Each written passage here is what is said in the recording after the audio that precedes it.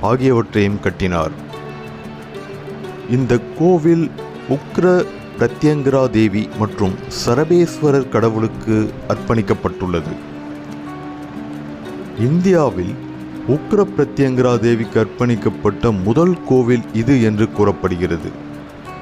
மற்றும் நவீன காலத்தில் கட்டப்பட்ட முதல் சரபேஸ்வரர் கோவில் என்றும் கூறப்படுகிறது.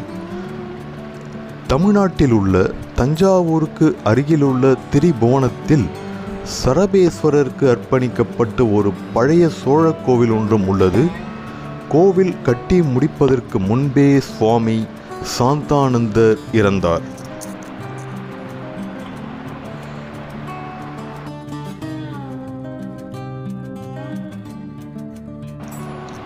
இந்த கோவிலில் பல்வேறு கடவுள் மற்றும் தெய்வங்களின் உயிரளவு சிலைகள் உள்ளன.